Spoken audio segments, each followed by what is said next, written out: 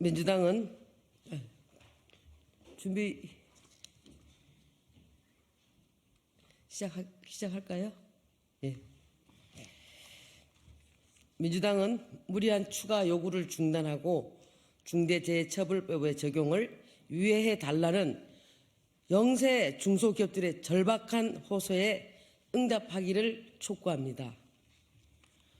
우리 경제가 어려운 여건 속에서 오는 27일부터 50인 미만 영세 중소기업에 대한 중대재해처벌법 전면 시행을 앞두고 이들 기업의 폐업과 이로 인한 일자리 감소를 우려하는 절박한 목소리가 산업 현장 곳곳에서 제기되고 있습니다.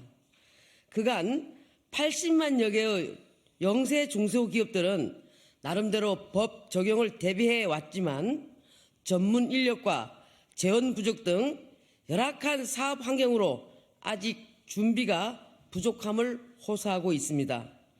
지난 1월 16일 윤석열 대통령이 중대재해처벌법의 적용 유예를 국회에 요청한 것은 중소기업의 현실적 여건을 감안한 현장의 목소리를 반영한 것입니다.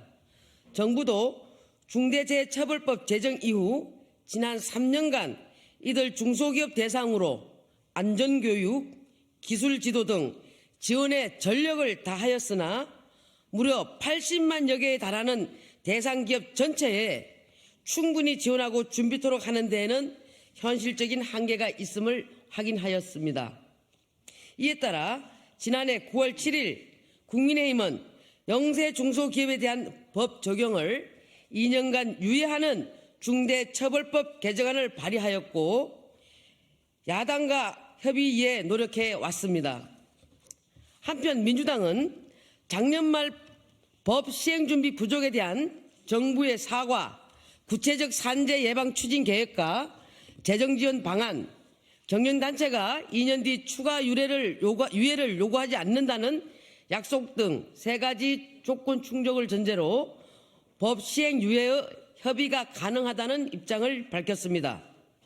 이에 정부는 현장의 상황이 다소 미흡한 측면이 있음을 인정하였고 지난 12월 27일 당정에서 중대재해 취약 분야 기업 지원 대책을 마련하여 현장에 실질적인 도움을 주는 방안을 발표하였으며 경제단체도 2년 추가 적용 유예 부여 이후 더 이상 유예를 요구하지 않겠다는 약속을 담은 성명을 발표하여 민주당의 3가지 조건을 충족했습니다.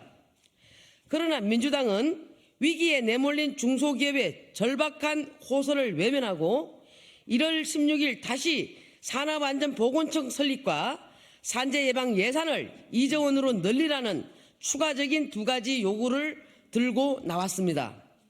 우선 민주당이 추가로 요구한 산업안전보건청의 설립은 현장에서 중대재해를 예상하기 위한 필수 조건은 아니며 정부 조직의 효율화, 슬림화를 요구하는 국민의 기대와도 달라 단기간에 이루어질 수 있는 사항이 아닙니다.